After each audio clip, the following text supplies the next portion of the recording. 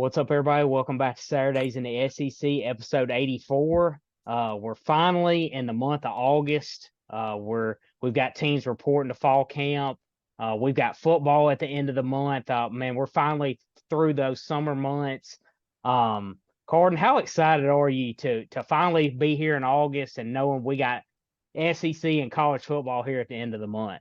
I mean, like you said it, man. We got 3.5 weeks until it kicks off. I believe Tennessee started fall camp today, so a bunch of teams, like you said, are starting to wind up. I believe Bama starts today or tomorrow.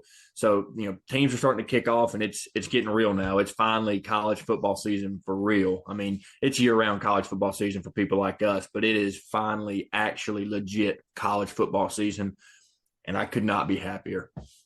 Yeah, we're finally through those long, spring and summer months. Man, it's been exciting to do these previews and really know, like, hey, we're on the cusp of the season. But before we get into week 4 of our previews, talking a little bit more about conference, realignments, expansion. Obviously, that's been at the forefront this whole entire summer, the last year or two. It's been at the top of the headlines, but the Big Ten is looking to possibly make some more additional moves.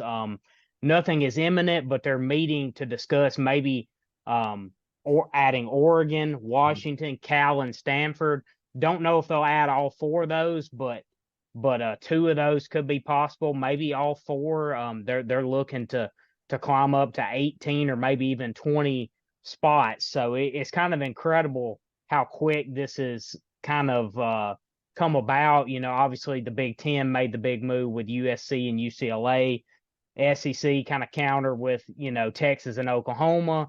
Colorado's going to the Big 12 as of last week. So, and we've actually been on this Oregon and Washington. Those were 2 teams that we, kind of been projecting that made sense for the Big Ten, especially after adding USC and UCLA. So what's your kind of thoughts on the Big Ten maybe expanding more? And do you think that's going to lead the SEC to look at maybe some of these ACC teams? Because Florida State came out today talking about they're not really happy with the revenue sharing within the ACC. So a lot's up in the air, but kind of what's your thoughts about how that could impact the SEC as well?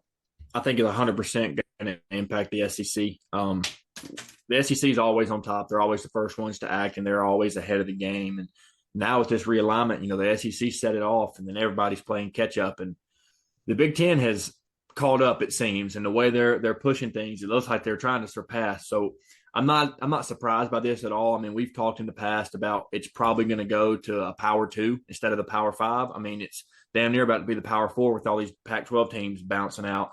So it doesn't shock me at all. I knew it was just a matter of time. I think it happened a little quicker than I expected it to. I thought it would happen like the 2025, 2026 season after, the new college football set up and the 12-team playoff has finally been kicked off and they understand how that's going to work and stuff. So I didn't expect it to come along this quick, but I'm not surprised at all. And I really do think that in the next probably 10 years, maybe even sooner, that it's probably going to be the SEC and the Big Ten, and then there's going to be another level of college football that's in between D2 and the Power 2, I would believe. Did you lose me? Sorry, I lost my audio for a minute there. But you're good. I agree with you 100%. I think it's looking like, as you mentioned, the SEC, the Big Ten is clearly already separated themselves. Mm-hmm. I think it's going to look like a bigger version of the NFL eventually, where you got the SEC and the Big Ten. It's like the AFC and the NFC. I mean, it's just, and then like you said, there's going to be like a lower tier there, but it's going to have that feel that if you're not in one of those 2 top conferences, that you're really not going to have a chance to compete, at that top level. So, it's been crazy to see how this has come about so quickly, as you mentioned. I think the 12-team playoff just like spearheaded this and just sped this whole process up. Like you see teams are trying to position themselves for that 12-team playoff and give themselves the best chance, to compete and get in that 12-team playoff and have a chance to win a title. And as well as NIL, I think that's spearheaded. Teams are trying to get in the best conference they can, where they have the most revenue they can to add players to keep up with facilities. So I think those two things has really just made this snowball move even quicker, ahead of 2024 and the years after that. So, yeah, it is crazy to see how quickly it's come about. But we're clearly not done yet. I think there's several more moves on the horizon. And I'm curious to see kind of how that plays out with the SEC, the Big Ten, and if anybody else can even get in the vicinity of keeping up with them. It's going to be hard at this point, especially if the Big Ten makes this move with Oregon, Washington, and some others. And you would think the SEC would probably counter back pretty quickly. So if the Big Ten gets Clemson and FSU, you got to assume, out of the ACC, you got to assume those are the two teams they want out of the ACC. Who do you think the SEC goes and plucks? Do you think it's from the ACC as well and they try to get North Carolina or somebody like that? Or do you think they go to a different conference, a Big 12, and try to get another team out of there like the way they did Oklahoma and Texas? To be honest, if I had to say, I think the Big Ten's going to end up adding some of those Oregon, Washington, Stanford, maybe. I think they're going to add some of those out of the Pac-12. I would look for the SEC to make a move and try to get Clemson or Florida State or Miami, North Carolina. Like, if I'm the SEC, like, because the Big Ten's already grabbed USC, UCLA.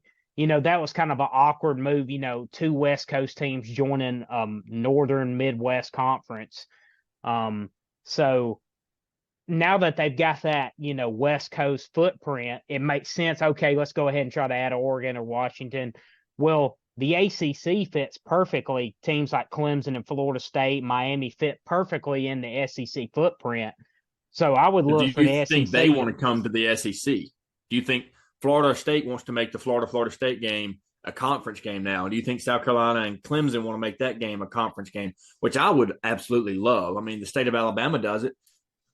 The state of Mississippi does it. Everybody else is wussies. That's what it sounds like to me. I mean, have the teams be in the same conference in the same state. It ain't gonna kill nobody. We got multiple states that do that. Yeah, I mean, I think to me too, with like I said, with the Big Ten potentially adding those teams, it just makes perfect sense for me. They're already in the SEC footprint. They'll have plenty of funding. I mean, obviously, to them, it's almost a no-brainer, especially if the ACC kind of starts to fade away a little bit, if the revenue sharing's not really up to par with some of these teams like Florida State and Clemson, some of the bigger teams within the conference. It's going to cost a lot for them to make that move, but it'll pay out in the long run, I feel like. Yeah, it makes sense for them to maybe try to find a way to jump on board. With the way things are trending, like that just seems an obvious move for some of those teams, along the Atlantic coastline, like Miami, Florida State. So it'd be really interesting. I think it could be eventually leading that way. We'll see. But the way it's trending, if the Big Ten keeps adding, I don't see any reason why the SEC wouldn't try to expand and kind of match them. It's almost an arms race. It's just like recruiting or anything else. Like if one conference makes a move, the other one, is probably going to follow suit and make a move to try to keep up. So that 100%. Seems to be the way that it's trending. And if the ACC, if it starts kind of treading water like the Pac-12 has, that I think that move makes the most sense. Considering the area of the country that they're in. And do you think that all these moves are based, or the conferences are basing it off of just football primarily? Or obviously that's one of the bigger reasons, but do you think they also factor in some other sports? Or do you think when they're making the conference realignment, they're solely focused on football? I mean, I do think they are focused on other sports. I mean, I would say the majority of it's football because that's where the majority of your revenue comes from for a lot of these schools. So basketball would have to be second.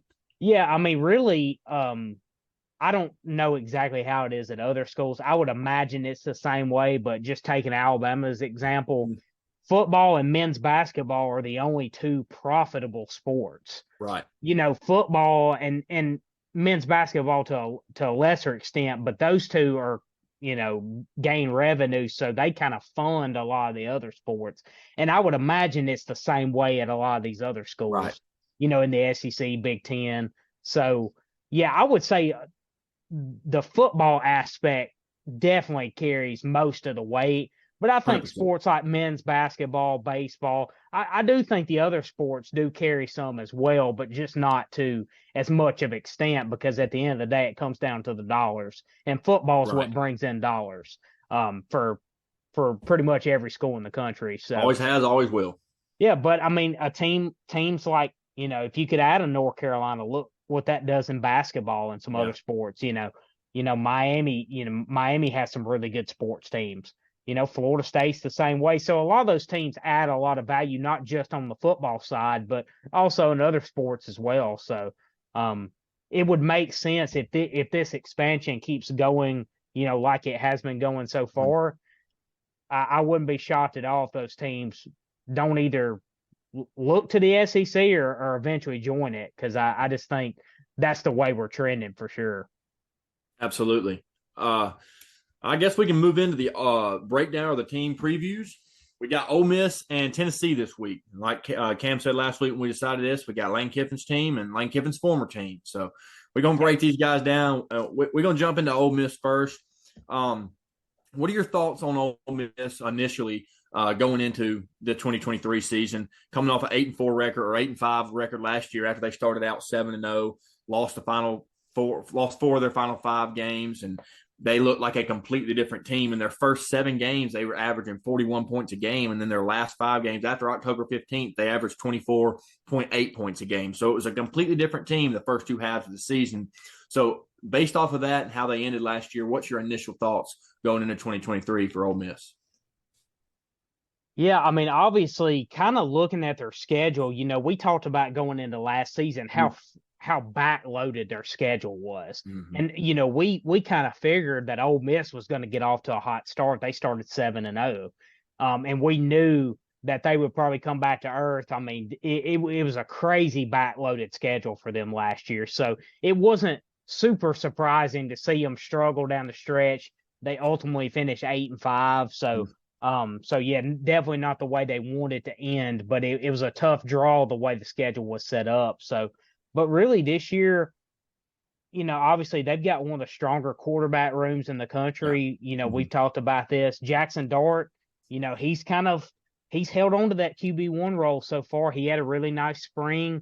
He's had a year in the system, so he's got a little bit of an advantage over some of these other guys. And I'll be honest, I think I was a little bit wrong and maybe dismissed him a little too much in the spring, and I didn't factor in how much that year in the system was really going to help him. But I mean, obviously, I still think a guy like Spencer Sanders still has a shot. It's not decided yet, Right. but I think it's going to take a heck of a fall for somebody like Spencer Sanders or even Walker Howard to try to take that. I think somebody's going to have to take it from him with a really, really strong fall. So I do want to give him a lot of credit. It seems like he's really built upon that year last year. So I'm really curious to see how that quarterback situation shakes out. And then defensively, with Pete Golden coming in from Alabama, they're going to go to more of a base 3-4 defense. I think that's going to help them out a lot against the run.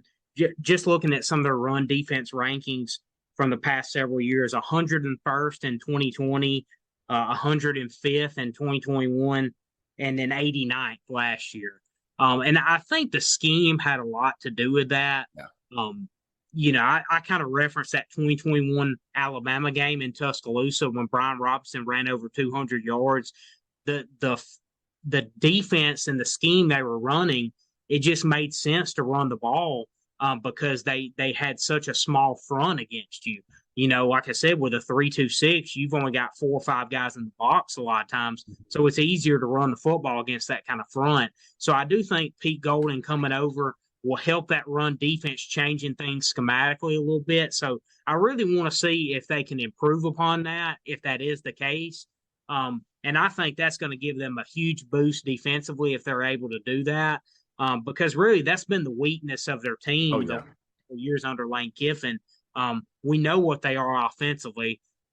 They have to outscore teams a lot of times, but if they can stop the run, that'll make things easier on their offense as well. So that's some of the things I'm looking for this year with Ole Miss. Absolutely. Like you mentioned, got Pete Golden coming in, changing the defense up. They ran a 3-2-6 last year, going to run a multiple 3-4 this year. You know, the offense or the defense you've seen at Alabama, they're probably going to run that a lot similar defense to that. They got some guys returning on the defensive side of the ball that are going to make an impact. You know, you got Cedric Johnson, Jared Ivey, DeAndre Price, and a load of others. But 6 starters returning, and they're filling in some spots. You know, the self-proclaimed portal king. They had, I believe it was 30 people transferred out as of early May, and they got 20 transfers in. So it's a lot of the same, like South Carolina, a lot of new faces in the program, like we touched on last week. So there might be some growing pains early, but luckily, you know, their second game's pretty tough. They got Tulane, which is a powerhouse of their conference, but I think they'll be able to work the kinks out and get their camaraderie right. They had some guys out with injuries last year on the defensive side of the ball. Their secondary is going to need some help. They don't return too many guys in the secondary. They need some depth there.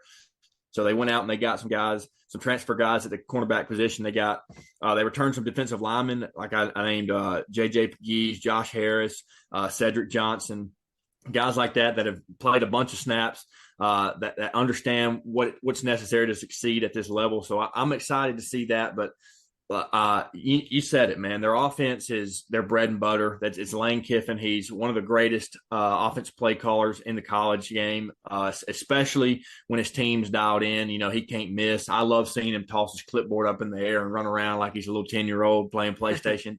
Absolutely love it. You know, y'all know my thoughts of Lane Kiffin. I wanted him at Auburn. I'm happy with Hugh Freeze, but I'm a huge Lane Kiffin fan. So I know that the way he's done things is a little unorthodox compared to some people, but it works for him. What things he does, the relationships that he's able to build with his players, you don't hear any players bad-mouthing him. They all praise him and talk about how they love their relationship. I mean, you go back to Matt Corral talking about him and the relationship he had with him. So I think that this is going to be a great year for Jackson Dart because it's his second year in the system, second year with Lane Kiffin. He's going to improve. There's no doubt about that he's going to improve. He said he's very comfortable and very happy with where he's at. He's very confident, understanding the system and being the leader and being the guy that people look to when things go wrong, I guess you could say. So I think, yeah, we definitely both. Now, you're not the only one that overlooked Jackson Dart after the spring or during the spring. I thought, you know, they got Spencer Sanders coming in. He's a 4-year starter at Oklahoma State, over 10,000 passing yards, whatever it is, loads and loads of touchdowns. He's played hellacious amounts of snaps, and he's not going to come in and start. So that tells you something about Jackson Dart. That tells you something about where he's progressed to and how much better he's got. And not that we didn't think he was going to get better. Obviously, you know, an extra year in the system is going to make anybody better. Regardless whether you're the worst player on the team or the best player on the team, you're going to get better as long as you're out there working and grinding.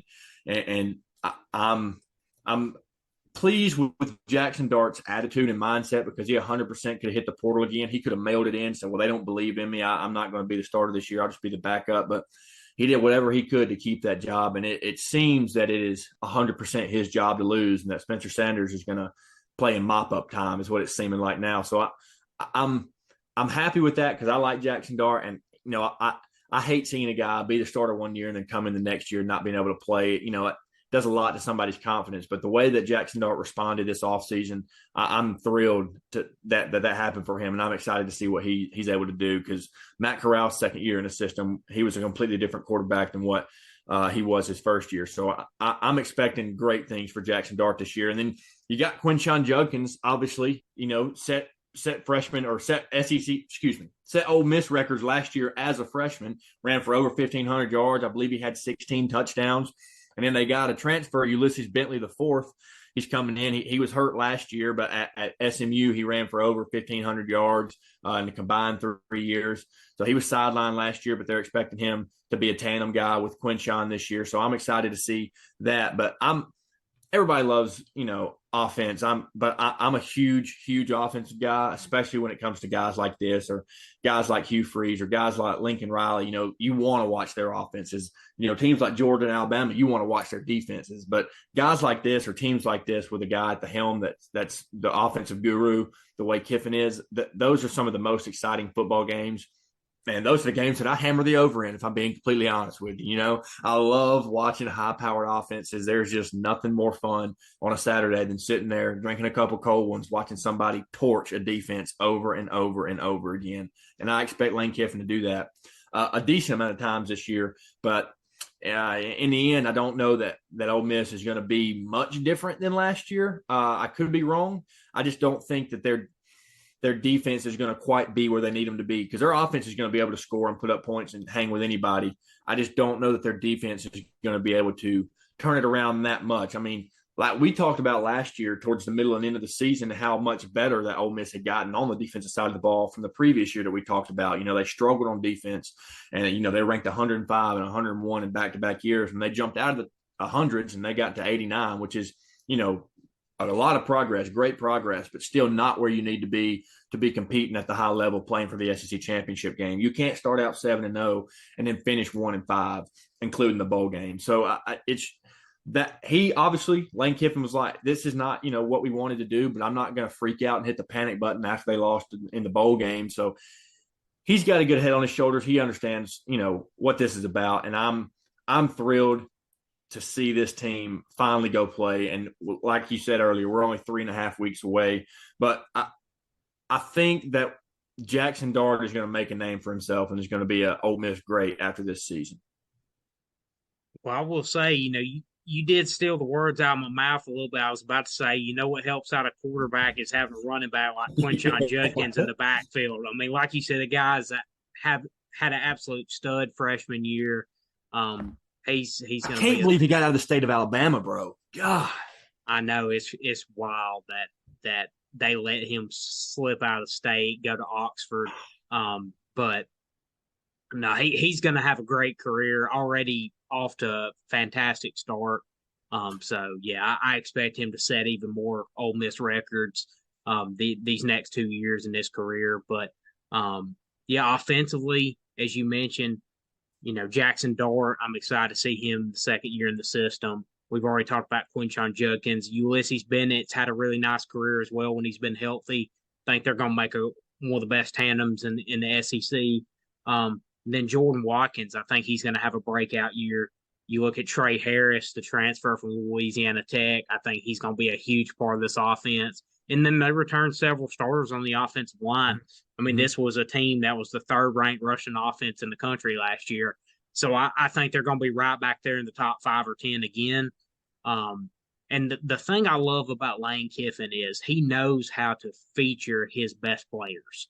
He does that as well. Him, Steve Sarkisian, there's several guys that do this really well, but Kiffin's right up there at the top. He knows who his best player is. He's like, I'm going to make you take him away. You look at Amari Cooper in 2014. Dude had over 100 catches. Like 2015, he changes the offense up. Derrick Henry's our best player. We're going to give him the ball. He's going to have a 2,000-yard season. 2,200 yards, win the Heisman. Last year, hey, Quinshon Judkins, like this guy's my best player on offense. He goes for 1,300 yards, I believe. So, I mean, he just knows how to get his guys in the right matchups as well. He does that so well, and I really admire that about him. So yeah, I think this offense is going to be really good again. I mean, last year they were 28th in scoring offense. I mentioned third in rushing offense, and then they were top 10 in total offense. So. Yeah, they're going to be right up there again where they should be, where we expect them to be. The big thing for me is defensively, can they stop the run better? And it's not that they were great against the pass. They were 54th against the pass last year. So, kind of so-so, but their run defense is what I'm really curious to see. And you mentioned some of the guys they have up front. They should be better than 89. I think schematically that'll help. But you mentioned Cedric Johnson, J.J. Pegues. Jared Ivey. Like they've got some guys up front where they should be much improved in that area. How much of a step they take, we'll find out soon. But I would expect them to be better for sure. I don't know exactly how much, but there's no reason they shouldn't be, improved from what they've been the last several years, run defense wise. Absolutely. And a thing that I kept finding as I was doing research for the podcast tonight is that you can expect to see Quinshon Judkins coming out of the backfield for during the passing game. They used him a lot in the spring, in intertwining him in the passing game. So you can expect to see him making catches out of the backfield and turning that into something crazy. He's one of the most fun people to watch in all of college football, and he's only played 14 games or whatever it is, 13 games. But he's an absolute electric player, and I think you're right. We're going to see him. He's going to be the forefront of this offense because, like you said, Lane Kiffin is going to use his best players regardless of if he's their best player or not, or if you got 5 guys on him. He's going to make you prove that you can take that kid away from him, that you can stop that kid that day. And then once you do that, then he'll change his game plan around.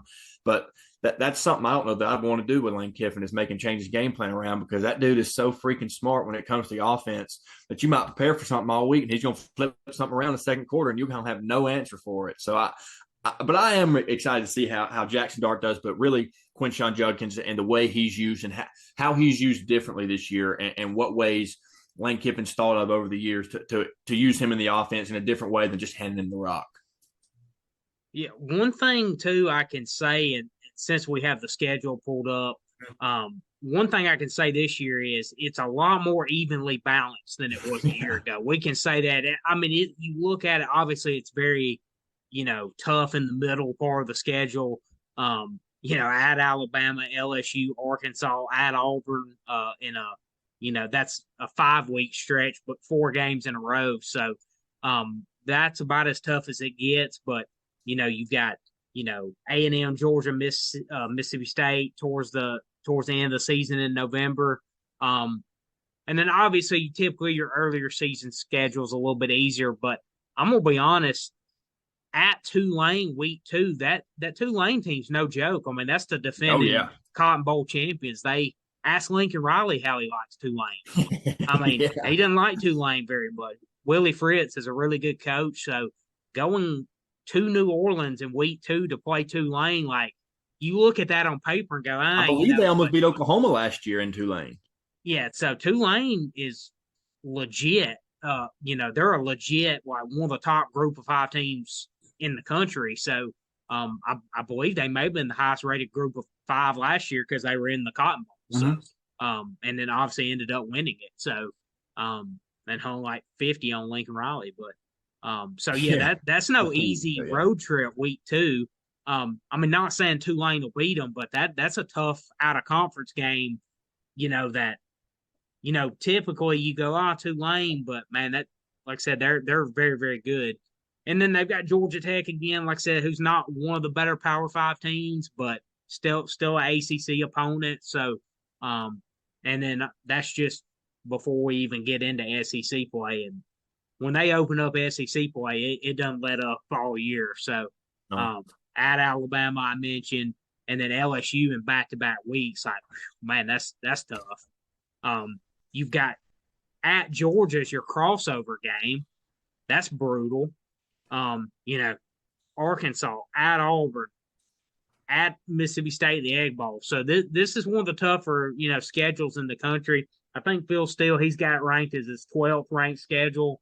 So, one of the tougher ones in the country. But I will say it is a little more evenly balanced this year. It's not, 7. It's not going to be a 7 straight wins, 5 out of 6 losses more than likely. So it's going to be a lot more balanced. But just kind of give me your projection or your estimate. Like, what range are you expecting this Ole Miss team to be in this year?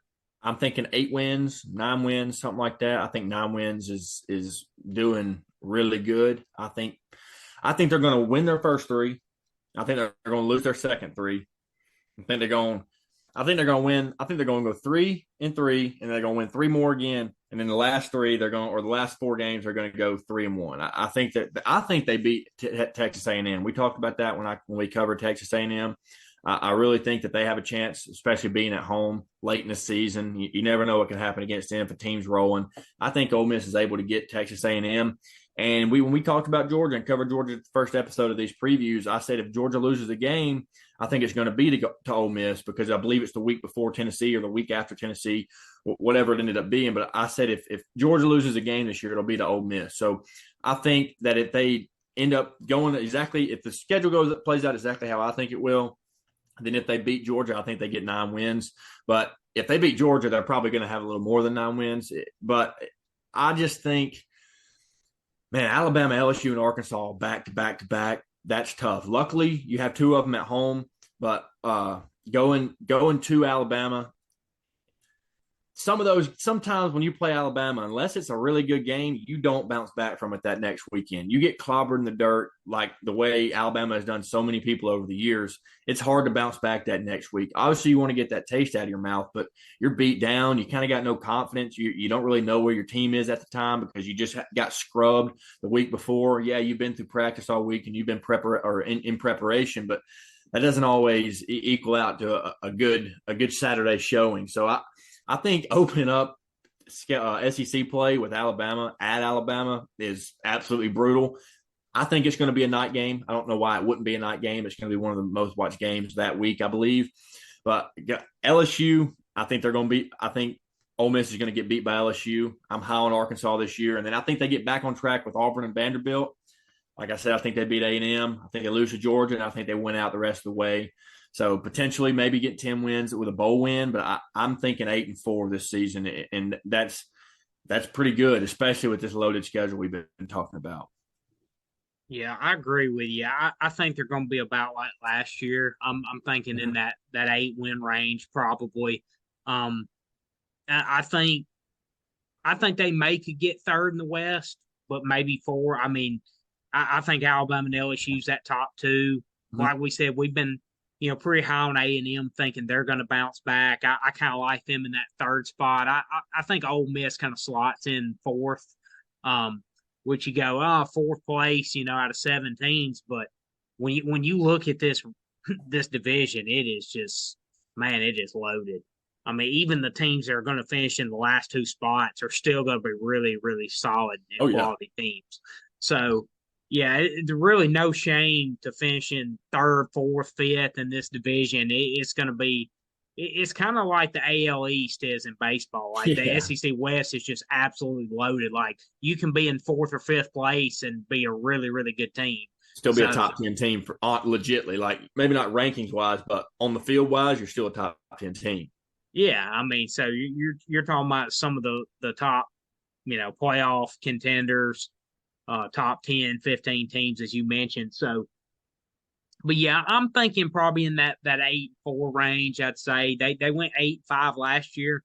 I think that's probably about right again, depending on which way a bowl game goes. But I think 8 wins is pretty fair if they take care of some of the ones they're supposed to win. Obviously you got your Alabamas, your Georgias, LSU. I mean, you're talking about 3 of the top, 6 or 7 teams right there. But, a team like A&M, if they could pull that one off at home, you like them in that game. So, obviously, see if they can bounce back and win the Egg Bowl this year. At Mississippi State, that's always a fun game on Thanksgiving. So, I'm liking that 8-win range, I would say. I think it'll be another successful year there, but I don't think they quite have enough to get over the hump and get to 10 wins like they did a few years ago. I think their depth is their biggest problem, as a whole. They don't have enough talented depth.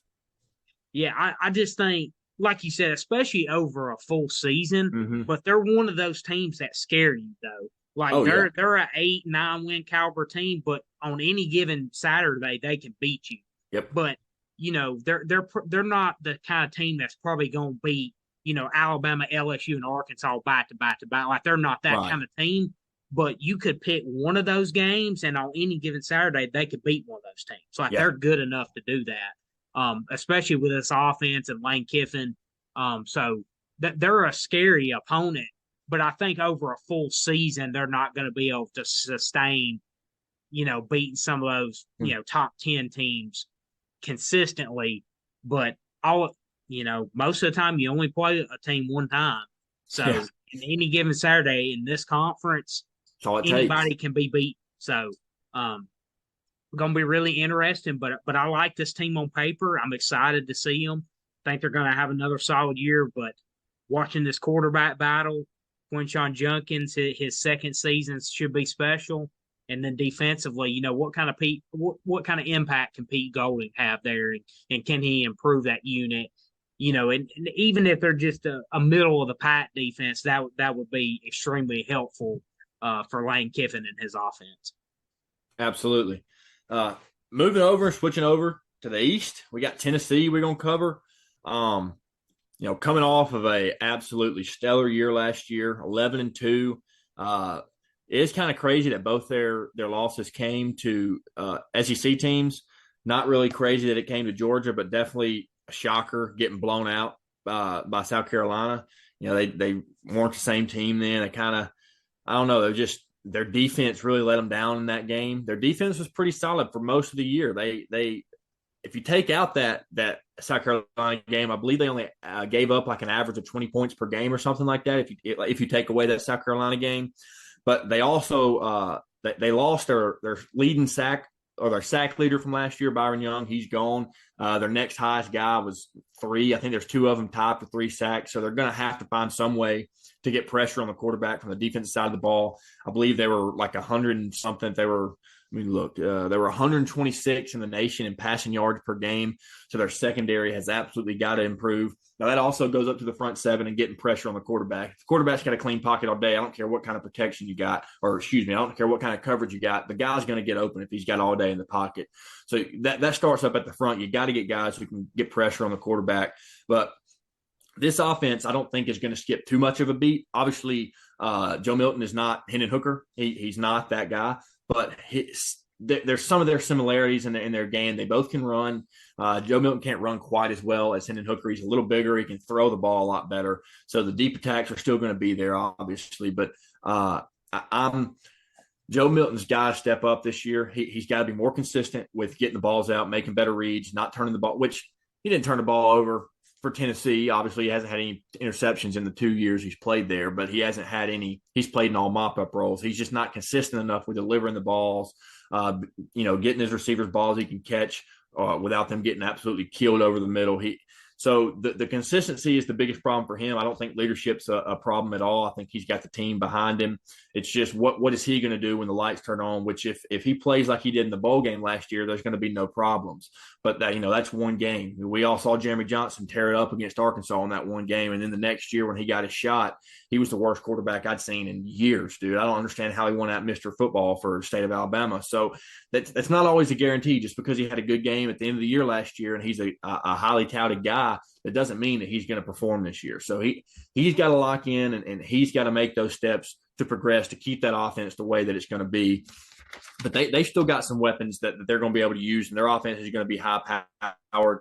I think it comes down – their success is going to come down, in my opinion, to the defense. The defensive front has got to get pressure on the quarterback, and then obviously they picked up some guys in the secondary, but their defensive front and Joe Milton is what their season is going to rest on this year. That's going to determine how good of a season they have or how bad of a season they have, is the kind of defense they play and how Joe Milton performs, which – I mean, shit, you can say that about every team, but I fully believe that's their heartbeat of the teams this year. Yeah, I mean, like you said, Joe Milton, a lot's riding on him this year. I do think the bowl game, I think that was a huge confidence boost for him, beating a team like Clemson in the way and the performance he was able to have. I do think that'll be a big, momentum springboard for him going into this year as the full-time guy. And like you mentioned, he's still got some really good athletes to throw the ball to. We've talked about him a lot. I mean, the dude can literally throw it like 3 football fields. So their deep passing attack should be as good as ever again. Obviously, losing Jalen Hyatt's a big deal. But a guy we're a little familiar with, Squirrel White, for those that don't maybe not know us personally, but we're from Birmingham, Alabama, and this kid Squirrel White played at Clay Chalkville. Yep. And we saw him play against our high school in the state championship game, and I realized pretty quick. I don't know about you, but I know why they call him Squirrel, because that dude can The cat fly. can run. Yeah, that dude can run. You won't get nicknamed Squirrel if you can't run. So, No. and man, he ran all over Clemson's defense in the Orange Bowl. So, I think he's a guy that he's going to burst onto the scene this year. He's going to have an even bigger role. Think they're going to play him in the slot a lot, kind of like they did with Jalen Hyatt. Try to get him the ball in space, let him get separation, and that's what Josh Heupel does so well as guys like Lane Kiffin I mentioned, Steve Sarkisian. He just finds those right matchups for his guys and getting them. I mean, look what he did with Jalen Hyatt, who's a great talent, but how many times did he get him on favorable one-on-one situations? I mean, look what he did to DeMarco Helms.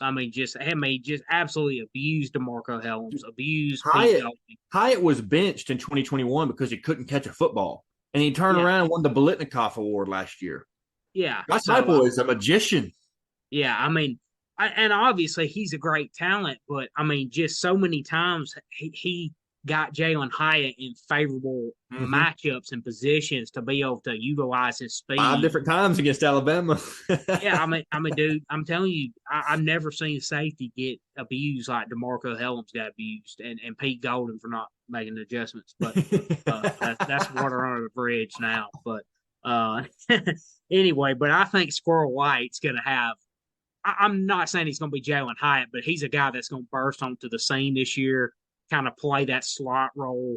And Brew McCoy had a really nice year for them as well. Big physical receiver. He's going to be their go-to, I feel like. He was second on the team last year in reception. So he's going to be their go-to guy. He's going to be the guy Joe Milton looks at as soon as he takes his first drop.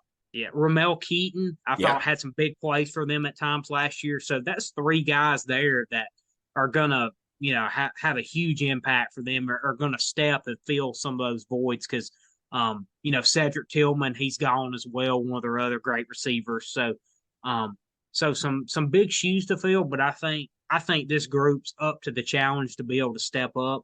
Have to replace a few pieces on the offensive line, and as we mentioned, like Josh Heupel, he's so good with getting guys like getting favorable matchups and getting the ball out of his quarterback's hands so quickly that so many times I would watch them last year and the pass rush wouldn't even have time to get to Hendon Hooker because the ball was out so fast. Yeah. It just neutralized pass rushes. I referenced that Alabama game, but that's how it was. Like the ball was out so quick. It was like you didn't even have time to get in the backfield because the ball was out so quick and that's part of getting favorable matchups. Replacing a few pieces on the offensive line, I don't think that's going to be a huge issue. I think, like I said, you can neutralize that a little bit in this scheme more so than other teams can. But I think they'll be fine up front. Couple transfers, I think will step up for them. John Campbell, the Miami transfer, going to try to step in for Darnell Wright, who's a great tackle for Tennessee. So 10 overall, I believe. But as you mentioned, defensively is really going to determine if this team can take the next step or not. Obviously, as you referenced, the pass defense was just absolutely atrocious. Anthony Richardson, Bryce Young, Spencer Rattler all threw a 400 piece on this pass defense. Got shredded multiple occasions. Luckily for them, they had the number 1 scoring offense and the number 1 total offense in the country because they had to win a few shootouts. But you mentioned 126 in pass defense. That's got to improve this year. What's kind of crazy, though, is to be that bad on pass defense. They were 35th in the country in scoring defense. I was shocked when I saw that number. They were 90th in total defense, but 35th in scoring defense. So it was a true bend but don't break kind of defense. But I was of Ellis Johnson at Auburn.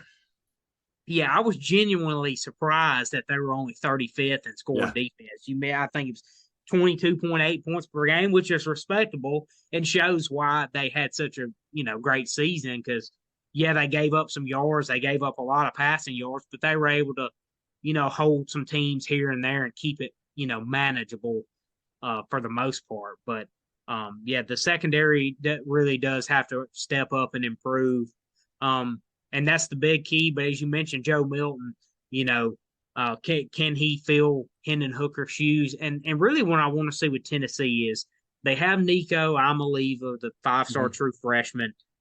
They've had Hendon Hooker last year. Like, can this be the start of Josh Heupel kind of being like a Lincoln Riley and consistently having elite quarterbacks? I think they're on the verge of being able to do that. Obviously, it depends on what Joe Milton does this year, but I feel like they can kind of have like that quarterback factory as well. Maybe not quite to that extent because that's extreme. Like Lincoln Riley's had elite quarterback after elite quarterback. Couple Heisman winners. But I think Tennessee, like I want to see if Josh Heupel can kind of start that same cycle at Tennessee. Because he's already ahead of schedule with the program overall. He started to recruit really well. And I do want to ask you, so, and as I pull up the schedule, like in your mind, what is a successful season for Tennessee? Like, do you think they need to exceed last year for it to be a successful season? Or do you think just matching it and kind of keeping that positive momentum, like would you consider that a success for Tennessee this year? I think that 9 wins and higher is a successful season. I mean, Tennessee caught lightning in a bottle last year. There's no other way to describe it. That's the only way you can. That only comes around every so often. It's only Heupel's 3rd year there, which it makes a difference. It's a whole lot different than being year 1. But they 100% caught lightning in a bottle with Hyatt and Hendon Hooker last year.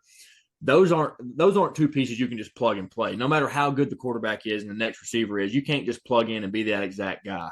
Those two guys were the reason that the offense ran the way that it did. So I think anything over 9 wins and over is a good season.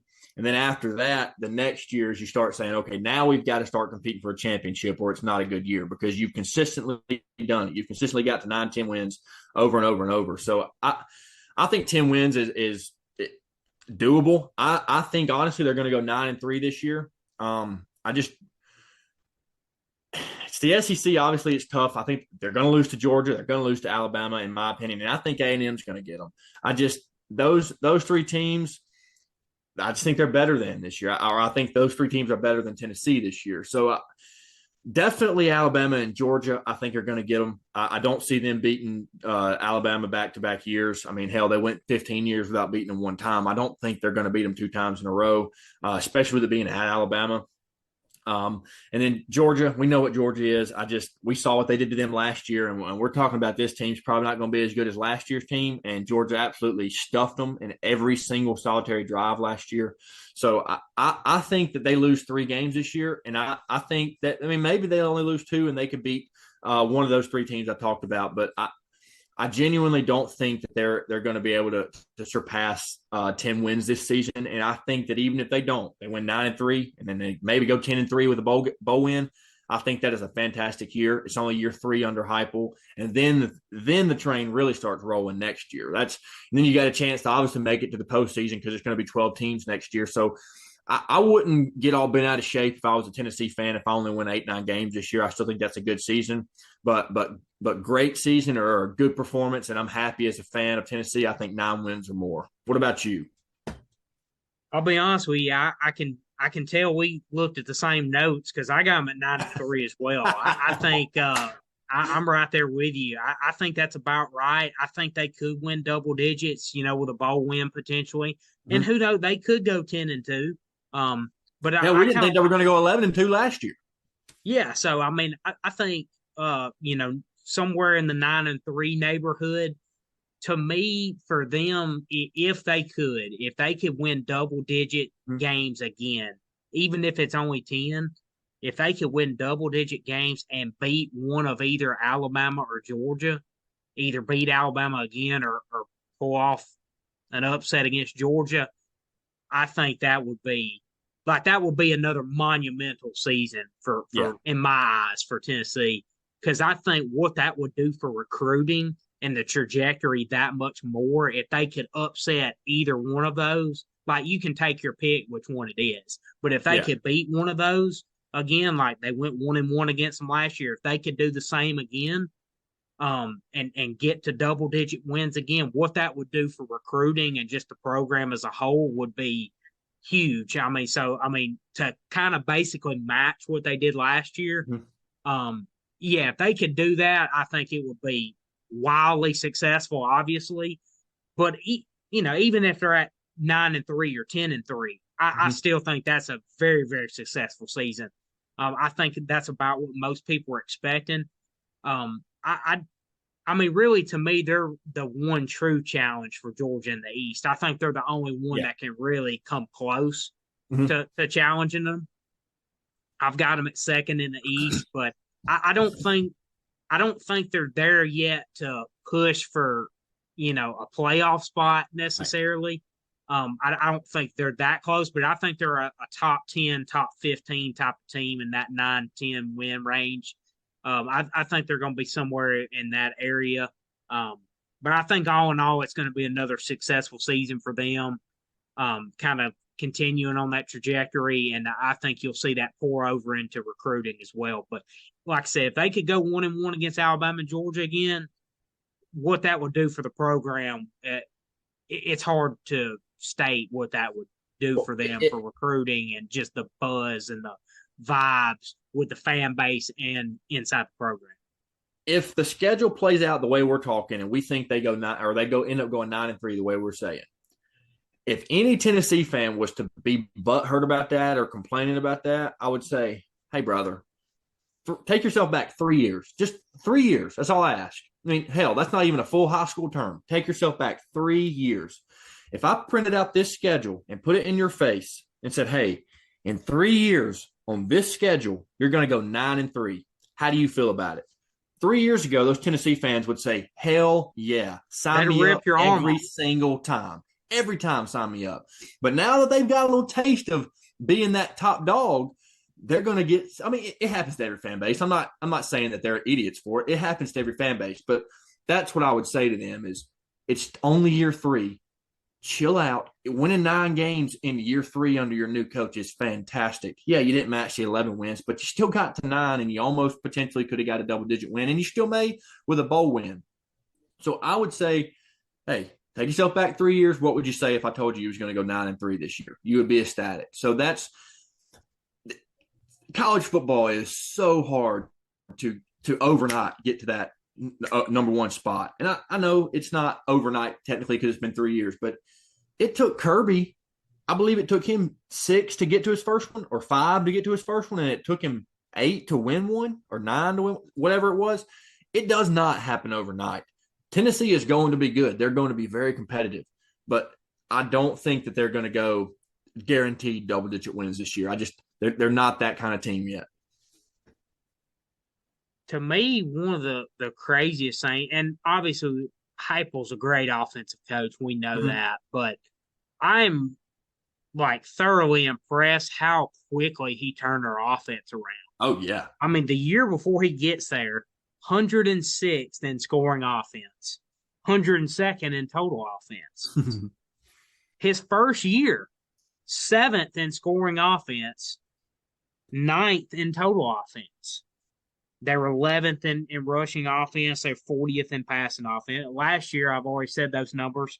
1st in scoring, 1st in total offense, 5th in passing. How quickly overnight he turned around their offense is incredible. I mean, even for a great offensive coach, he literally flipped those numbers upside down his first year and then built upon that last year. I mean, it's incredible, really, how quickly he was able to turn that around. And defensively, they're about the same as they were, but the fact that he did that as quickly as he did, and I know there was some talent there in place. Like, they have more talent than what they were playing at under Jeremy Pruitt. I mean, they weren't ultra talented, but they weren't as bad as they shouldn't have been as bad as what they were. But you tell me you wouldn't go play for Jeremy Pruitt if he handed you a McDonald's sack full of cash? Man, well, I tell you what. Now he's handing cash out to some PE kids at some high school, Plainsview High School or Plainsview Elementary, so somewhere like that. I don't know. He's a PE coach now, so I tell you what, I would hate to be playing like kickball or wiffle ball and have him as my PE teacher, man. He's going to have those kids knocking heads out. Yeah. How would you like to be playing flag football in middle school or high school and Jeremy Pruitt's your PE teacher, man? Like, dude, there's so much roughhousing going on out there, man. Yeah. It's going to be brutal for some kids. Jerry Pruitt's going to line them up and say, we ain't playing flag football today. Y'all are going to run my offense so I can get better. Y'all going to run my defense so I can get better. I got to scheme some things up. I got to look at some things. He's going to make them do walkthroughs so he can get better. That's what's going to happen. It ain't going to be no PE time. It's going to be Jeremy Pruitt workshop time.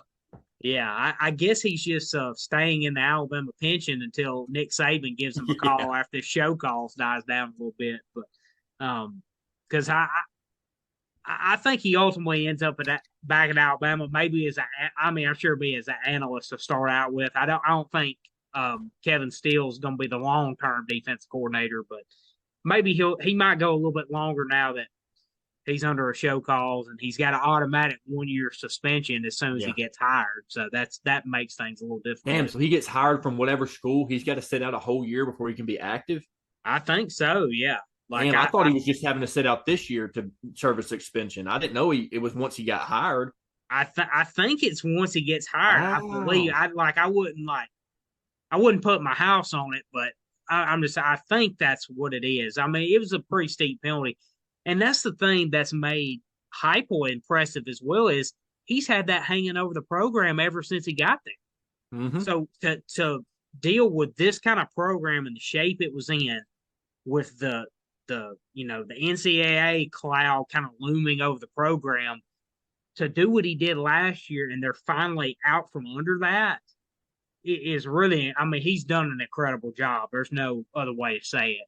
So and since Fulmer left, there hasn't been a successful Tennessee coach until him, even without the sanctions. After Fulmer, Tennessee has been a world of hurt until Josh Heupel came into town. Yeah. I mean, it was bad. I mean, and highlighted by 15 straight losses to Alabama. So, I mean, and Florida, they've stunk against Florida as well during that time period. So, and that's the thing. Like, even though Florida wasn't maybe the Florida we're accustomed to, that was such a big win for Tennessee. Early last season. Even like I said, even though Florida first year head coach, they're rebuilding, but even though that was a dogfight type of, like, that was a huge win for Tennessee, because Tennessee has not done well against Florida either, like over the last 15, 20 years historic. So that was a huge win. I think that win was a little understated, to be honest with you, just because of the state Florida was in, but that was huge. Even though they didn't beat Georgia, but beating Alabama, obviously that was ginormous. So, what he was able to do last year, I'm really curious to see, what they have this year. But as we mentioned, I like them in that, 9-win range, possibly maybe 10.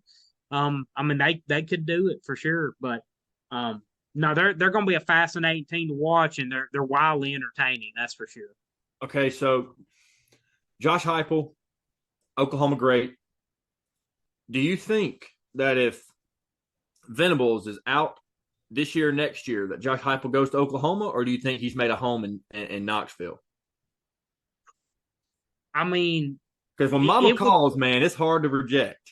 It would be. It's tempting. I mean, if I had to put money on it, I would probably say he'll probably stay at Tennessee. Mm-hmm. I think so too. I think he's kind of made a home there. He's really got the program rolling in the right direction, especially if he has another really good year this year. Love him. Yeah, I think it would be. I think it would be tough for him to leave that situation to try to. In your scenario, obviously Venables has another bad year or two or whatever. I think it would be tough to leave this situation to try to go rebuild another team in the same conference, because it's going to be tough come 2024. It's already tough in the SEC, but man, it's just ratcheting up that much more. So I think it would be tough to leave this situation, a place where you're kind of king, like everybody loves you. They've been down for 15, 20 years, and you come in and turn them around. It'd be tough to leave that situation.